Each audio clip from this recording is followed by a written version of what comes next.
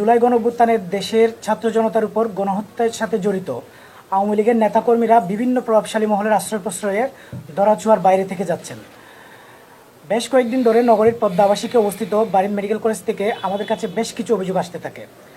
সেখানে আওয়ামী লীগের সাবেক পররাষ্ট্রমন্ত্রী শাহরিয়ার আলমের বাবা, যিনি শাহরিয়ার আলমের অবর্তমানে প্রতিষ্ঠানটির চেয়ারম্যানের দায়িত্ব পালন করছেন, তার আশ্রয়ে বেশ কয়েকজন আওয়ামী লীগের নেতাকর্মী সেখানে কর্মরত রয়েছেন। চলমান অপারেশন ডেভিল হান্টে আইনশৃঙ্খলা রক্ষাকারী বাহিনীকে সহায়তা করতে আমরা সেখানে তথ্য সংগ্রহ করতে যাই। এই প্রক্রিয়ার অংশ হিসেবে প্রতিষ্ঠানটির সচিব ভারপ্রাপ্ত তাজুল ইসলাম রনির সাথে যোগাযোগ করে আমরা প্রতিষ্ঠানের প্রিন্সিপাল চেয়ারম্যানের সাথে আলোচনায় বসি।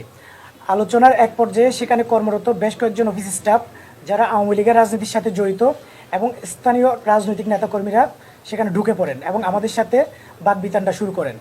এর মধ্যে রুম এবং প্রতিষ্ঠানটির বাইরে মফ তৈরি করে আমাদেরকে আটকে ফেলা হয়। এই পরিস্থিতিতে আমরা পুলিশ, সেনাবাহিনী এবং অন্যান্য আইনশৃঙ্খলা রক্ষাকারী বাহিনীর ভাইদের সহায়তায় সেখান থেকে বের হই। এই ঘটনাকে ইস্যু করে ইচ্ছাকৃতভাবে আমাদের চাঁদাবাজ বানিয়ে সামাজিক যোগাযোগ মাধ্যমে প্রচার করা হয়, যা আমাদের দৃষ্টিগোচর হয়েছে। কোনো ধরনের অভিযোগ কিংবা তথ্য প্রমাণ ছাড়া যে সমস্ত ব্যক্তি বা প্রতিষ্ঠান আমাদের মর্যাদাহানির উদ্দেশ্যে ডিজিটাল স্পেয়ারে অপপ্রচার চালিয়েছে, আমরা তাদের বিরুদ্ধে আইনি পদক্ষেপ গ্রহণ করব এবং আমরা সে প্রস্তুতি নিচ্ছি। এবং একই সাথে আমরা এই ধরনের ন্যাক্কারজনক ঘটনায় ক্ষুব্ধ প্রতিক্রিয়া জানাচ্ছি এবং অনতিবিলম্বে ঘটনার সাথে জড়িত আওয়ামী লীগের নেতাকর্মীদের গ্রেফতারের দাবি জানাচ্ছি। না, সেটা তাদের সাথে আমরা সবার সাথে সেটা আলোচনা করিনি। তবে রাজশাহীর যে জেলা এবং বিশ্ববিদ্যালয় এবং মহানগর কমিটির সাথে আছে এরকম একজন, আমরা সবাই মিলে সিদ্ধান্ত নিয়ে সেখানে তথ্যগুলো সংগ্রহ করতে যাই। এবং আমাদের কাছে অভিযোগ ছিল যে ওই মেডিকেলে রোগী সাজিয়ে এবং অফিসার থেকে নিচের দিকে পোস্ট পর্যন্ত কর্মচারী সাজিয়ে বেশ কয়েকজনকে সেখানে আশ্রয় দেওয়া হচ্ছে এবং তাদেরকে সেখানে পুনর্বাসনের একটা চেষ্টা চলছিল।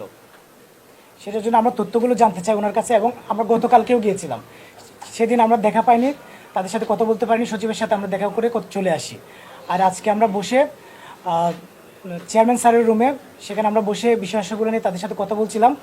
এর মধ্যে 30 থেকে 40 জন মতো বাইরে থেকে ঢুকে ভিতরে আমাদের সাথে শারীরিকভাবে আমাদেরকে লাঞ্ছিত করে এবং ধাক্কাধাক্কি করে।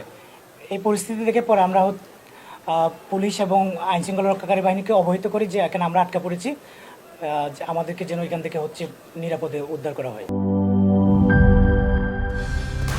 কালার এক্সপার্ট, জর্জ স্যাপ এবং মাইল্ড অন হ্যান্ডস টেকনোলজি সমৃদ্ধ অরিক্স ক্রিস্টাল ওয়াশ আপনার লন্ড্রি এক্সপার্ট।